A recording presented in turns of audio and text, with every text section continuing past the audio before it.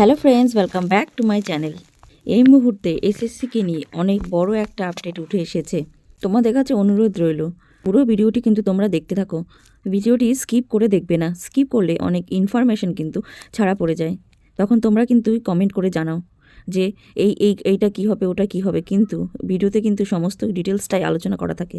তা স্কিপ না করে পুরো ভিডিওটি দেখবে। আর তোমরা যদি চ্যানেলে নতুন হয়ে থাকো, অবশ্যই কিন্তু চ্যানেলটিকে সাবস্ক্রাইব করে দিও। আর তোমরা যদি ভিডিওটি ভালো লাগে অবশ্যই লাইক করতে কেউ ভুলো না।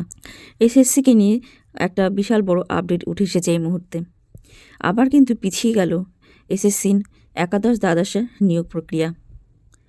নতুন করে কিন্তু আবার শুরু হচ্ছে ভেরিফিকেশান ও ইন্টারভিউ।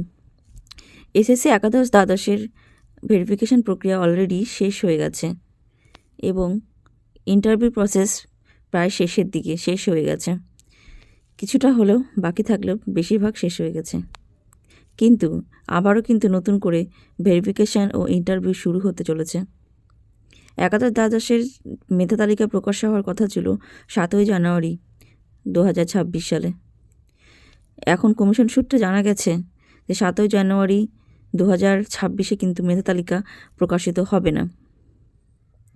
আবার নতুন করে কিছু প্রার্থী, প্রায় 100 মতো ক্যান্ডিডেটের ভেরিফিকেশান ও ইন্টারভিউ শুরু হয়ে যাচ্ছে, কারণ ওদের ছাড়া পড়ে গেছিলো, তাই জন্য তাদের আবার নতুন করে ইন্টারভিউ ভেরিফিকেশান প্রক্রিয়া শুরু হবে।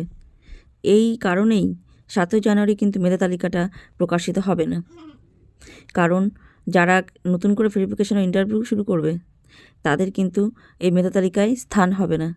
যেহেতু সময় লাগবে এদের ভেরিফিকেশান ইন্টারভিউ শেষ করতে, তাই মেধা তালিকা কিন্তু পিছিয়ে গেল। ওদের যে নতুন ক্যান্ডিডেটগুলোর যে এখন ভেরিফিকেশান ও ইন্টারভিউ প্রসেস শুরু হবে, তাদের হওয়ার পরেই কিন্তু আর মেধা তালিকা প্রকাশিত হবে, এটুকু খবর আছে।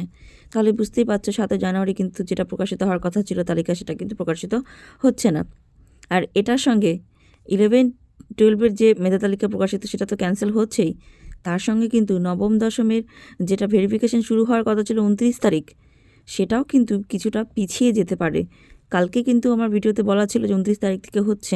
যেহেতু আজকে আপডেট উঠে এসেছে যে আবার নতুন করে 100 জন ক্যান্ডিডেটের ভেরিফিকেশন ইন্টারভিউ প্রক্রিয়া শুরু হচ্ছে, তাহলে এই সমস্ত প্রসিডিওরটা শেষ না হওয়া পর্যন্ত কিন্তু নবম দশমেরও প্রসিডিওর শুরু হতে সময় লাগতে পারে। আর যেহেতু বন্ধুরা তোমরা জানোই এখন কমিশনের হাতে যেহেতু অনেকটা সময় আছে, সেহেতু এইসব বিষয় কিন্তু এখন অনেকটাই ডিলে হবে। তো এই আপডেটটুকুই তোমাদের দেওয়ার ছিল।